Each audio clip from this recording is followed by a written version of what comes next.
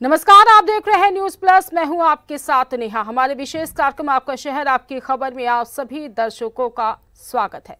तो बुलेटिन की शुरुआत करेंगे। पहली खबर बिहार से है, जहां पर सियासी घमासान इतना ज्यादा है कि पहले चरण नामांकन के 4 दिन गुजरने के बाद भी दोनों बड़े धड़ों में सीटों का बंटवारा ही नहीं निपट पा रहा है। एनडीए में सीटों का बंटवारा तय हो गया है, तो अब कई विधानसभा क्षेत्रों से अपना प्रत्याशी उतारने को लेकर आपस में संघर्ष की स्थिति है। जेडीयू जिन सीटों पर अपने प्रत्याशियों को सिंबल दे चुका है, वही सीटें चिराग पासवान मांग रहे हैं और अब भाजपा की स्थिति लड़की के पिता जैसी हो गई है। भाजपा एक को मनाती है, तब तक दूसरा रूठ जाता है। दरअसल चिराग हो या मांझी या फिर उपेंद्र कुशवाहा, सभी भाजपा से बात कर रहे हैं और इनकी डिमांड भाजपा फिर जेडीयू से बताती है। चिराग ने जेडीयू की कुछ सीटें मांगी तो भाजपा नेता चिराग की डिमांड लेकर जेडीयू के पास पहुंच गए और इसमें एक सीट को मौजूदा मंत्री की ही है, जो वहां से वर्तमान में विधायक भी हैं और जेडीयू उनको सिंबल भी दे चुकी है। कल आधी रात तक भाजपा नेता कभी जेडीयू तो कभी चिराग से बात करते रहे, लेकिन बात नहीं बनी। नीतीश कुमार ने इन सीटों को लेकर अपने आवास पर वरिष्ठ नेताओं के साथ आंतरिक बैठक की। उधर विनोद तावड़े के आवास पर भाजपा नेताओं ने बैठक की, जिसमें धर्मेंद्र प्रधान समेत तमाम नेता शामिल रहे।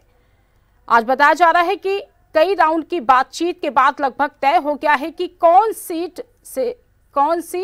सीट से कौन लड़ेगा और इस बीच जेडीयू में टिकट को लेकर भी आक्रोश फूट पड़ा है।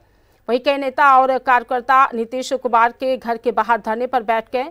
एनडीए में शेयरिंग को लेकर भाजपा प्रदेश अध्यक्ष दिलीप जायसवाल ने कहा है कि एनडीए में सीट शेयरिंग तय होने के बाद सभी की सहमति से तय हो गया है कि किस सीट पर कौन चुनाव लड़ेगा। उन्होंने कहा कि पहले से ही इन सब बातों पर ध्यान देते हुए सीटों को चिन्हित किया गया है। उन्होंने दावा किया है कि कल सभी दल अपने अपने उम्मीदवारों की घोषणा करेंगे। सीट शेयरिंग को लेकर कौन सी सीट किस दल को दी जाए, इस पर भी सहमति बन चुकी है। तो आइए सुनते हैं क्या कहा भाजपा प्रदेश अध्यक्ष दिलीप जायसवाल ने। सभी एनडीए घटक दल के बीच जो सीट का बंटवारा हुआ है, सीट शेयरिंग हुआ है, उसके बाद सब लोगों के सहमति से किस सीट पर कौन दल चुनाव लड़ेंगे और सिटिंग सीट जिनका है उसको प्राथमिकता दिया जाएगा, इन सब बातों पर ध्यान देते हुए और सीट को चिन्हित किया गया और सीट को चिन्हित करके जो है सभी दलों को आपसी सहमति से किस सीट पर किस दल के उम्मीदवार लड़ेंगे, इसका हम लोगों ने फैसला लिया है और कल जो है इसको फाइनल स्वरूप करके और उसके बाद जो है उम्मीदवार की घोषणा सभी दल करेंगे। उम्मीदवार तो मैंने कहा कि इसी उम्मीदवार की घोषणा ही हम जो है कल करेंगे। अभी आज सीट शेयरिंग के अनुसार कौन सा सीट किस दल को दिया जाए, वो उस पर जो है सहमति बनी और अब जो है हम लोग अपना अपना दल उम्मीदवार की सूची कल तैयार करके कोशिश करेंगे कि कल शाम तक इसकी घोषणा करें। अब एनडीए में तो सीट का बंटवारा हो गया, लेकिन इंडिया गठबंधन में भी ये भी नहीं हो पाया है। दो बड़े दलों कांग्रेस और आरजेडी में ही सीटों को लेकर सहमति नहीं बन पा रही है। कांग्रेस पिछले चुनाव में 70 सीटों पर चुनाव लड़ी थी और इस चुनाव में भी 70 सीटें चाहती है, लेकिन तेजस्वी 60 से ज्यादा सीटें कांग्रेस को देने के मूड में नहीं है। महागठबंधन में सीटों का बंटवारा नहीं हो पाया, लेकिन लालू यादव ने कल कई प्रत्याशियों को सिंबल बांट दिए। तेजस्वी दिल्ली से पटना लौटे तो ऐसे प्रत्याशियों को पटना बुलाकर सिंबल वापस ले गए। इससे पार्टी के अंदर भी आक्रोश भड़कने लगा है और यही स्थिति वाम दलों की है। उन्होंने भी सीट शेयरिंग तय हुए बिना ही अपने प्रत्याशियों को सिंबल देने शुरू कर दिए हैं। वीआईपी के सहनी भी सीटों को लेकर नाराज हैं। उन्होंने 40 सीटें मांगी थी और फिर 20 पर आ गए और अब ये कहा जा रहा है कि उनके हिस्से में 12 सीटें ही आ रही हैं। महागठबंधन में सीट बंटवारे को लेकर देखिए ये खास रिपोर्ट। बिहार चुनाव में महागठबंधन के भीतर सीट बंटवारे को लेकर अभी भी पूरी सहमति नहीं बन सकी है। किसे कितनी सीटें मिलेंगी, इस पर मामला फंसता दिख रहा है। एक तरफ वीआईपी नाराज दिख रही है और दूसरी तरफ तेजस्वी कुछ भी खुलकर नहीं बोल रहे, जबकि एनडीए के नेता महागठबंधन के नेताओं पर लगातार हमलावर हैं। इंडी गठबंधन के युवराज व युवरानियों का पाप का घड़ा भर चुका है। न्यायालय ने आरोप सिद्ध किए। ये महागठबंधन लुटेरे युवराज व युवरानियों का महाठग बंधन है। जल्द ही लुटेरा परिवार जेल जाएगा। तेजस्वी यादव का नाम अब केवल चारा घोटाले में नहीं बल्कि IRCTC और जमीन के बदले नौकरी जैसे भ्रष्टाचार के बड़े बड़े स्कैम के साथ जुड़ चुका। कांग्रेस और RJD का गठजोड़ असल में लूट, परिवारवाद, वंशवाद और लूट के हिसाब को बचाने वाले गिरोह का गठबंधन है। जिस परिवार ने रेलवे की नौकरियों को जमीन और रिश्वत में बेच दिया, वहीं आज बिहार की जनता को गुमराह करने निकले। बिहार की जनता परिवारवाद, भ्रष्टाचार, वंशवाद और लूट खसूट का हिसाब करेगी। जंगल राज के पुरोधाओं से हिसाब मांगेगी। जो लोग कभी गरीबों का चारा खा गए, युवकों के नौकरी के नाम पर उनके परिवारों की जमीन खा गए, उन्हें अदालत और जनता दोनों सजा देने वाली हैं। देखिए, महागठबंधन की नैया मझधार में फंस गई है, डूबना तय है। और जो ताजा हालात हैं, कांग्रेस राजद के साथ खुद को जोड़कर अपनी कुर्बानी देने के लिए तैयार नहीं है। चुनावी समर में उन्हें पता है कि परसेप्शन की भूमिका क्या है। जितने गहरे दाग लालू जी और तेजस्वी जी पर लग गए हैं, उससे उबर पाना न राजद के लिए आसान है और न महागठबंधन के लिए होगा। वहीं विपक्ष के नेता महागठबंधन की सीटों का ऐलान मंगलवार को करने का दावा कर रहे हैं और एनडीए पर निशाना भी साध रहे हैं। हद हो गया। कांग्रेस ही तो रेस्पेक्ट सब महागठबंधन की कर रही है। माले का रेस्पेक्ट कांग्रेस सबसे ऊंचा रखती है। वैचारिक है। माले बीजेपी में तो नहीं जाएगी ना जीवन में कभी। माले एक सामाजिक न्याय की ताकत है। और लोग तो कब कहाँ गिरा। माले और कांग्रेस ही एक ऐसी पार्टी है जो जो इस भारतीयता के और संविधान और लोकतांत्रिक मूल्यों की बात करता है। तो इसीलिए महागठबंधन लगभग लगातार संघर्ष चल रहा है, ये आप समझ लीजिए। और हम लोग घर घर अत्यंत पिछड़ी जाति के मुद्दों को लेकर के जा चुके हैं। सीट लगभग शेयरिंग हो चुकी है। गठबंधन में सब कुछ तय हो गया है, फाइनल है। किसी भी क्षण, किसी भी समय इसकी घोषणा कर दी जाएगी। सभी जो सहयोगी दल हैं महागठबंधन में, सबके सम्मान स्वाभिमान की रक्षा की जाएगी।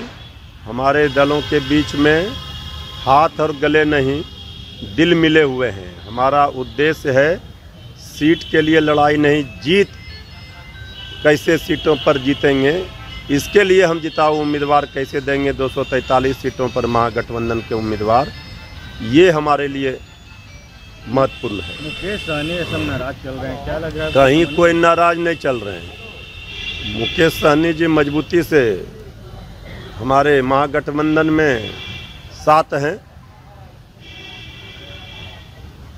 एनडीए की नाव डूबेगी।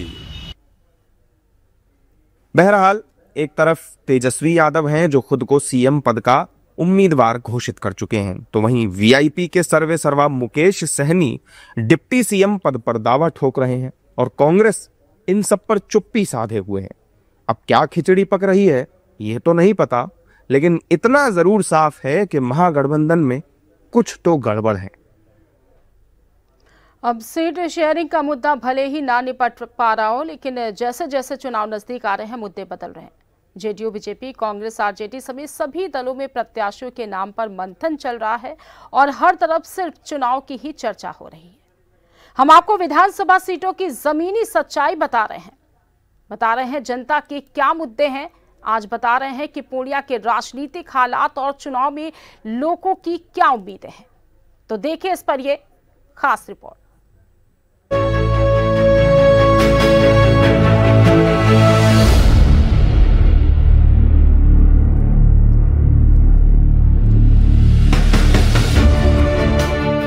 बिहार के मगध क्षेत्र का जहानाबाद जिला कभी नक्सली समस्या के लिए कुख्यात था, लेकिन बीते वर्षों में सख्त कानून व्यवस्था से जिले में ये समस्या काफी हद तक खत्म हो चुकी है। जहानाबाद जिले में 3 विधानसभा सीटें जहानाबाद, घोसी और मखदूमपुर हैं। 2020 के विधानसभा चुनाव परिणामों की बात करें तो फिलहाल तीनों सीटों पर महागठबंधन का कब्जा है। जहानाबाद और मखदूमपुर सीट आरजेडी के पास है, जबकि घोसी सीट सीपीआई-एमएल के कब्जे में है। मतदाताओं की बात करें तो जहानाबाद जिले की तीनों विधानसभा सीटों पर कुल वोटरों की संख्या 8,05,655 है, जिसमें पुरुष वोटर 4,26,693 और महिला वोटर 3,78,949 है। वहीं थर्ड जेंडर मतदाताओं की संख्या 13 है। जहानाबाद जिले में दूसरे चरण में 11 नवंबर को मतदान होना है और इसके लिए तीनों विधानसभा क्षेत्रों में कुल 1009 मतदान केंद्र बनाए गए हैं। पटना से मात्र 60 किलोमीटर की दूरी पर स्थित इस जिले में दशकों तक विकास की किरण नहीं पहुंची, लेकिन एनडीए सरकार के दौरान यहां बुनियादी ढांचे के विकास, रोड कनेक्टिविटी मजबूत करने और लोगों तक सरकारी योजनाओं का लाभ पहुंचाने के लिए काफी काम हुए हैं। जिले में एकमात्र पर्यटन क्षेत्र वाणावर पहाड़ी पर रोपवे का निर्माण किया जा रहा है। इसके अलावा ग्रामीण क्षेत्रों में भी सड़कों का जाल बिछाया गया है। 10 साल में तो सर बहुत विकास हुआ सर जहानाबाद में। किस तरह का? हाँ, इस तरह जैसे आज कहीं भी कोई क्षेत्र में चले जाइए सर, तब मुश्किल से लगता है सर 1 से 2 घंटा में राजधानी मैंने जैसे समझिए रोड में विकास हुआ सर, बिजली में विकास भी किया सर। पर्यटक स्थल पर भी बहुत विकास हुआ है, बराबर है। बाबा सिद्धनाथ के वहाँ मंदिर है और वहाँ भी विकास हुआ, वहाँ भी रोपवे लग रहा है। पहाड़ पर चढ़ने में लोग दिक्कत होता है, सीढ़ी के जरिए जो ओल्ड एज के थे तब जिनके पास सामर्थ्य है तो अपना रोपवे के थ्रू जा सकते पहाड़ पर। जहानाबाद की समस्याओं की बात करें तो स्थानीय लोगों के मुताबिक पूरे क्षेत्र में औद्योगिक विकास नहीं होने से युवाओं को नौकरी के लिए पलायन करना पड़ता है। जिले के लोगों की आजीविका का मुख्य साधन कृषि है, लेकिन सिंचाई के वैकल्पिक साधन नहीं होने की वजह से किसान सिंचाई के लिए बारिश पर निर्भर हैं। वर्षों से जहानाबाद के पश्चिमी क्षेत्र को सिंचित करने वाले हामिदनगर पुनपुन बांध का निर्माण पूरा नहीं हो पाया है। यहाँ समस्या यह है सर कि हम किसान हैं, खेती पर निर्भर हैं, ज़मीन भी कम है और यहाँ खेती के लिए कोई संसाधन नहीं है, सरकार की ओर से कोई व्यवस्था नहीं है। किस तरह की व्यवस्था आप चाहते हैं? हमने के यहाँ जैविक भरोसे वर्षा हुई तो जैसे पैदा हुआ, न हुआ तो जैसे काम खत्म है, कोई फसल उगेगा नहीं। चाहते हैं कि जैसे कुछ सरकार वो बने कि जो हम लोग किसान के लिए कुछ सोचे और हम लोग के सुविधा के संसाधन बनावे, उस सरकार को हम चाहिए। नहर भी सिंचाई वगैरह का भी है, साधन नहीं है, वो नहर के अगर बना दिया जाए हम लोग का तो सिंचाई का भी सुविधा हो जाएगा। हमारा मुद्दा यही है कि शिक्षा के आधार पर हम वोटिंग करेंगे और रोजगार के ऊपर हम वोटिंग करेंगे, जो अच्छा आगे चलकर रोजगार देगा। मुख्य समस्या है, अगर 3 विधानसभा है तो अगर 3 मुख्य समस्या का अगर हम बात करें तो सिंचाई का है, दवाई का है और कम्युनिकेशन का यानी सड़क का है। लेकिन जो सबसे बड़ा समस्या जहानाबाद का है, आप जानते हैं यहाँ का जो भौतिक स्थिति है, जोग्राफिकल कंडीशन है, जहानाबाद 4-5 नदियों से घिरा हुआ है और जब बाढ़ आता है तब किसान को मतलब उसी पर डिपेंड रहना पड़ता है। मतलब यहाँ के जो किसान हैं सच में भगवान भरोसे मतलब प्रकृति पर निर्भर हैं। यहाँ का जो मतलब न किसी नहर का व्यवस्था है, न कोई ऐसा सिंचाई का व्यवस्था है जिससे किसान को मतलब संतुलित वे में उनको सिंचाई का व्यवस्था हो, उनको मिल सके। फैक्ट्री न के बराबर है, कुछ प्राइवेट में कुछ फैक्ट्रियां डेवलप हुई हैं, लेकिन यहाँ प्लानिंग करके कोई नहीं हुआ है। निश्चित रूप से लोग तो रोजगार के लिए बाहर जा रहे हैं क्योंकि यहाँ काम नहीं मिलता है। बेरोजगारी है यहाँ बहुत ज़्यादा चरम सीमा पर है। लोग यहाँ लाखों लोग जो है दूसरे प्रदेश में जाकर जो है कमाने के लिए जाना पड़ता है, रोजगार तलाशना पड़ता है और फिर भी वो जो रुपया वहाँ कमाते हैं तो वहाँ के किराया रेंट फेयर में वही ख़त्म हो जा रहा है। बच्चे का भविष्य उनका नहीं बन पा रहा है। हमारे ज़िला में कोई भी कारखाना वगैरह इस टाइप का नहीं है कि यहाँ रोजगार मिल सके। एजुकेशन जो है, एजुकेशन का भी बहुत बुरा हाल है। किसान की समस्या खेती वगैरह है, तो खेती के लिए कोई भी बड़ी नदियाँ तो बहुत सारी है यहाँ पे, छोटी मोटी नदियाँ हैं जो बरसात में बहती है, लेकिन उससे जो है उसके पानी को रोक के और खेती के लायक जो है सिंचाई के लायक नहीं बनाया गया है।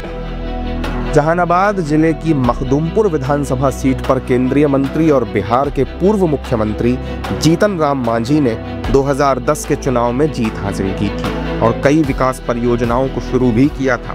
बीते 5 वर्षों से जिले की तीनों सीटों पर महागठबंधन में शामिल दलों के विधायक हैं और लोगों का कहना है कि इस दौरान उनका क्षेत्र विकास के मामले में पिछड़ गया है। इस चुनाव में जिले के लोग स्थानीय मुद्दों को जोर शोर से उठा रहे हैं और कह रहे हैं कि वोट उन्हीं नेताओं को देंगे जो उनकी समस्याओं का समाधान करेगा। और अब उधर लालू कुनबे पर कोर्ट में आरोप तय होने के बाद एनडीए को नया मुद्दा मिल गया है, लेकिन महागठबंधन मान रहा है कि ये कोई नया मुद्दा नहीं है। आरजेडी नेता अभी भी सरकार बनाने पर शानवित है और आरजेडी प्रवक्ता मृत्युंजय तिवारी ने कहा है कि एनडीए में केवल घमासान मचा हुआ है, आगे आगे देखिए क्या होता है। और बिहार की जनता तेजस्वी सरकार बनाने के लिए संकल्पित है। उन्होंने कहा कि बिहार की जनता को रोजगार की भरमार वाली सरकार चाहिए। उन्होंने ये भी कहा कि अब एनडीए का कुनबा बिखर रहा है। तो आइए सुनते हैं क्या कहा आरजेडी प्रवक्ता मृत्युंजय तिवारी ने। देखिए, एनडीए में सिर फुटवल शुरू है, घमासान मचा है, आग लगी हुई है एनडीए में। अब थोड़ा आगे आगे देखिए, बिहार की जनता तो तेजस्वी सरकार बनाने के लिए संकल्पित है। रोजगार की भरमार वाली सरकार चाहिए बिहार की जनता को। अब एनडीए का कुनबा बिखर रहा है, तो बिहार की राजनीति में बड़ा खेला होगा। अभी थोड़ा इंतजार का मजा लीजिए। नहीं, मुलाकात तो हो ही रही है, बात हो रही है। महागठबंधन पूरी तरह से इंटैक्ट है, महा मजबूत है, महा विजय करने जा रहा है। जनता जनार्दन तैयार है, संकल्पित है। बिहार की 14 करोड़ जनता। अब इस सरकार में बैठे लोगों ने बिहार को रसातल पर पहुंचा दिया। अब जनता इस सरकार को उखाड़ कर फेंकेगी। अभी 14 नवंबर को भी दीपावली मनेगी और 20 अक्टूबर को भी दीपावली मनेगी। इस बार बिहार 2 दीपावली मनाएगी। आगे आगे देखिए, अभी तो बहुत कुछ बाकी है होना, थोड़ा इंतजार कीजिए। बंगाल में कानून का राज है। बीजेपी चाहती है अराजक स्थिति वहाँ उत्पन्न करना जहाँ जहाँ विपक्ष की सरकार है। इसलिए ये सब जो भी पीड़िता हैं उनको न्याय ममता दीदी दिलाएगी, इंसाफ मिलेगा उनको। सर, एनडीए कल से कह रहा है कि आरजेडी के बहुत से नेता उनके पाले में बसाने वाले हैं। अभी तो तेजस्वी जी के गुगली में सारे एनडीए का कुनबा बिखर जाएगा। अगर तेजस्वी जी ने इशारा कर दिया तो बीजेपी के विधायकों के जाने की झड़ी लग जाएगी। इसलिए ये सब बड़बोलापन है। अभी तो देखिए ना आगे आगे होता है क्या। वहीं सरजील के बिहार में चुनाव लड़ने के सवाल पर कांग्रेस नेता उदित राज ने कहा कि पहले बहुत अपराधी बिहार से चुनाव लड़ चुके हैं, इनमें नया क्या है। तो आइए सुनते हैं क्या कहा कांग्रेस नेता उदित राज ने। बिहार तो तमाम सारे अपराधी भी लड़े हैं, तो इनके ऊपर तो चार्जेज हैं, सेडिशन के चार्जेज हैं, जो भी चार्जेज हैं ये भी लड़ सकते हैं, कोई ऐसी बात तो है नहीं। और खालिस्तानी और कश्मीर में क्या नाम है वो जिसको कहते हैं टेररिस्ट ऑर्गेनाइजेशन था, वो तो एमपी है ही हैं दो, तो ये भी लड़ सकते हैं। अब पीछे भी बहुत लोगों ने लड़े और भी लोग लड़ रहे हैं, जेल से चुनाव लड़ते हैं। ये तो कोई असाधारण बात नहीं। और खेल बिगाड़ने के लिए जहाँ चुनाव होता है वो वहाँ पहुँच जाते हैं ये पार्टी, और ये धार्मिक तकरीरें करते हैं, उसका ध्रुवीकरण होता है, उसका भारतीय जनता पार्टी को फायदा मिलता है। तो बिहार में पहले चरण के नामांकन के 4 दिन बीत चुके हैं। पहले चरण का नामांकन 17 अक्टूबर तक होने हैं, यानी कि अब सिर्फ 3 दिन बचे हैं और भाजपा के अलावा कोई बड़ी पार्टी अपने प्रत्याशी घोषित नहीं कर पाई है। भाजपा ने आज दोपहर बाद 71 प्रत्याशियों की सूची जारी कर दी है। फिलहाल अब आगे बढ़ते हैं अगली खबर पर। अगली खबर दिल्ली से है, राजधानी दिल्ली से, जहां पर एक बार फिर कॉलेज की एक छात्रा की यौन उत्पीड़न की खबर सामने आई है। आपको बता दें कि यहां पर साउथ एशियन यूनिवर्सिटी में बीटेक छात्रा से गैंगरेप की कोशिश की गई। छात्रा ने रोंगटे खड़े करने वाली आप बीती बताई और तब पुलिस एक्शन में आई। छात्रा के अनुसार 4 छात्रों ने कॉलेज के निर्माणाधीन हिस्से में उसे घसीट कर ले गए और कपड़े फाड़कर गैंगरेप की कोशिश की। यूनिवर्सिटी की बीटेक फर्स्ट ईयर की छात्रा ने पुलिस को दी अपनी शिकायत में बताया कि घटना कॉलेज के निर्माणाधीन में हुई है और पीड़िता ने पुलिस को बताया है कि कॉलेज के 4 छात्र उसे खींचकर ऑडिटोरियम के पास वाली खाली हिस्से में ले गए। पीड़िता ने यह आरोप लगाया है कि उन चारों ने पहले उसके कपड़े फाड़े और फिर आपत्तिजनक तरह से छूने लगे और रेप की कोशिश की है। पुलिस के अनुसार मैदानगढ़ी थाने में 12 अक्टूबर को लगभग दोपहर 3 बजे पीसीआर कॉल के माध्यम से यूनिवर्सिटी की छात्रा ने यौन उत्पीड़न की सूचना मिली थी और इसके बाद पुलिस ने मौके पर पहुंचकर पूरे मामले को लेकर जांच पड़ताल शुरू की। वहीं पुलिस ने पीड़ित छात्रा का मेडिकल करवाकर उसे काउंसलिंग के लिए भेजा है। पुलिस के अनुसार पीड़ित छात्रा घटना के बाद बुरी तरह से डरी और सहमी हुई है। वहीं छात्रा से रेप की कोशिश से आक्रोशित यूनिवर्सिटी के छात्रों ने प्रदर्शन किया है। उधर वाशी विद्यालय प्रशासन ने जांच के लिए 4 सदस्यीय कमेटी बनाई है। दिल्ली में जिस तरह से अपराध बढ़े हैं, लोग देश की राजधानी में भी अपने आप को असुरक्षित महसूस करने लगे हैं। पौष इलाके में महिला से सांसद से चेन लूटी और खुलेआम मर्डर और लूट के बाद छात्राओं से रेप और छेड़छाड़ के मामले सामने आने के बाद लोग अब डरे हुए हैं। उधर पश्चिम बंगाल में एमबीबीएस छात्रा से गैंगरेप का मुद्दा गर्म है। भाजपा ने ममता सरकार से इस्तीफा मांगा है। मुख्यमंत्री ममता बनर्जी और उनके मंत्रियों के बयानों पर भाजपा उनको घेर रही है और अभी तक पुलिस ने गैंगरेप के 5 आरोपियों को गिरफ्तार नहीं किया। लेकिन भाजपा ममता बनर्जी के इस्तीफे पर अड़ी हुई है। वहीं भाजपा का ये कहना है कि जिस सरकार में बेटियां सुरक्षित नहीं हैं, उस सरकार को बने रहने का कोई अधिकार नहीं है।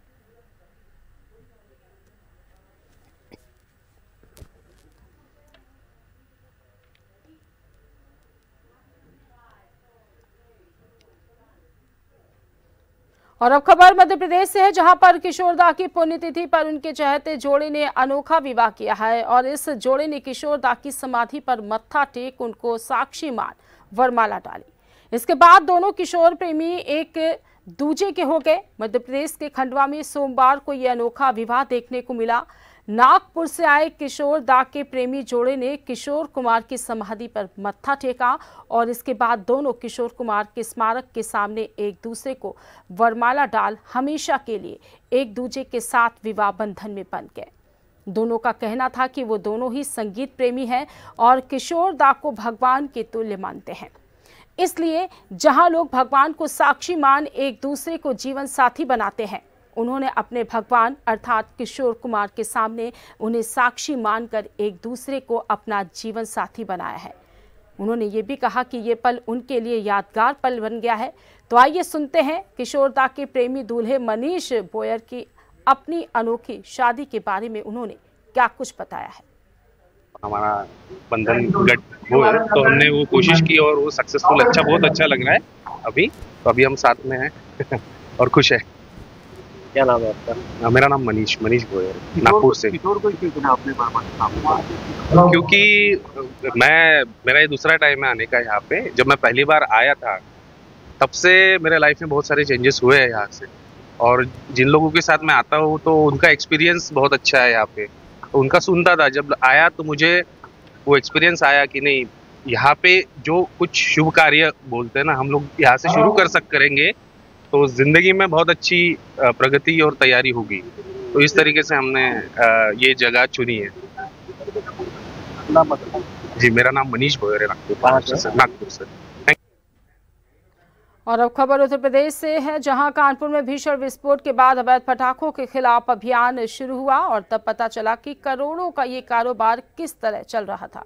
कानपुर में 100 टन अवैध पटाखे पकड़े गए, जिसके बाद से अभियान लगातार जारी है। वहीं अभियान के बीच कानपुर के सचेंडी में फिर एक धमाका हुआ, जिसमें एक व्यक्ति की मौत हो गई है और इसके बाद भी अवैध पटाखों का कारोबार बंद नहीं हुआ। और मुजफ्फरनगर में 1 करोड़ के अवैध पटाखे पकड़े गए। कानपुर और अयोध्या में विस्फोट के बाद सतर्कता बरत रही मुजफ्फरनगर पुलिस ने आबादी के बीच पान मंडी में 7 गोदामों से 1 करोड़ के अवैध पटाखों का जखीरा जब्त किया है। गोदाम के अंदर भाजपा के झंडे लगाए गए थे ताकि कोई जल्दी हाथ डालने की कोशिश न करे और अब पुलिस अवैध पटाखों के मालिकों को चिन्हित करने में जुटी हुई है। वहीं मुजफ्फरनगर में रात के अंधेरे में दुकान पर सीढ़ी लगाकर चढ़े पुलिसकर्मी किसी अपराधी को नहीं बल्कि पटाखों को अवैध भंडारण को ढूंढ रहे थे। दरअसल पुलिस को सूचना मिली थी कि शहर के बीचों बीच पान मंडी में अवैध रूप से पटाखों का भंडारण किया गया है। सहायक पुलिस अधीक्षक सिद्धार्थ के मिश्रा और सिटी मजिस्ट्रेट पंकज राठौर की अगुवाई में छापेमारी की कार्रवाई की गई और इससे अवैध रूप से पटाखे बेचने वालों में हड़कंप मच गया। वहीं पुलिस टीम ने यहां 7 गोदामों से अवैध पटाखों का जखीरा बरामद किया है। हालांकि अभी ये साफ नहीं हो पाया है कि ये माल किसका है।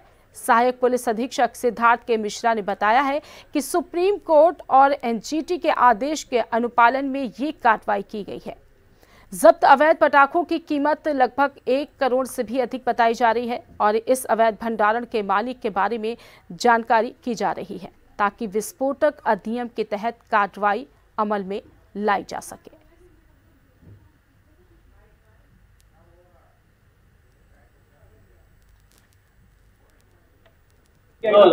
सर, मुजफ्फरनगर की दाल मंडी में कई दुकानों पर छापे मारे, लगभग कितने दुकानों पे छापे मारे, किस तरह के पटाखे बनाए? आज माननीय सर्वोच्च न्यायालय के और एनजीटी के निर्देश अनुसार हम सबको पता है कि एनसीआर क्षेत्र में अवैध या वैध किसी भी प्रकार के पटाखों की बिक्री, स्टोरेज या प्रोडक्शन पे बैन है कंप्लीट। तो उसी के क्रम में आज मुजफ्फरनगर पुलिस ने कोतवाली नगर थाना क्षेत्र में आज 7 ऐसे गोदामों पे रेड किया है और हमें कम से कम 10 क्विंटल जो है पटाखे बरामद किए हैं हमने, जिनकी रकम कम से कम 1 करोड़ से ऊपर होनी चाहिए। तो किस तरह की कार्रवाई इन लोगों पर की जाएगी जो प्रतिबंध के बावजूद भी इतने भारी मात्रा में पटाखे? ये मैं आपको बता दूं कि ये पटाखे जो हमने बरामद किए हैं ये बिना लाइसेंस के हैं, कम्प्लीटली अवैध हैं। ये यहाँ भी नहीं, इनको पास लाइसेंस नहीं है तो ये यहाँ पे नहीं बेच सकते, ये कहीं पे भी नहीं बेच सकते और इनके खिलाफ जो है बिल्कुल कानूनी कार्रवाई की जाएगी, मुकदमा लिखा जाएगा। सर, भीड़ भाड़ वाला इलाका है ये दाल पान मंडी और इस समय बारूद के ढेर पे यहाँ पे है। हाँ, भारी संख्या में पटाखे बारूद का होना। जी जी, इसी वजह से मुख्यमंत्री जी के भी ऐसे निर्देश हैं कि ऐसे क्षेत्रों में, ऐसे इलाकों में किसी भी तरह का क्रैकर्स का स्टोरेज ना हो, क्योंकि वो बहुत ही एक हैजार्ड बन सकता है, कभी भी किसी भी प्रकार की दुर्घटना हो सकती है। तो इसी वजह से एक हम संदेश देना चाहते हैं कि अवैध या वैध किसी भी प्रकार के अगर आप स्टोरेज कर रहे हैं पटाखों का तो बिल्कुल इस चीज को रोक दीजिए, नहीं तो सख्त से सख्त कार्रवाई की जाए। फिलहाल आपका शहर आपकी खबर में आज इतना ही। देश दुनिया की और खबरों को देखने के लिए बने रहिए हमारे साथ, देखते रहिए न्यूज़ प्लस। नमस्कार।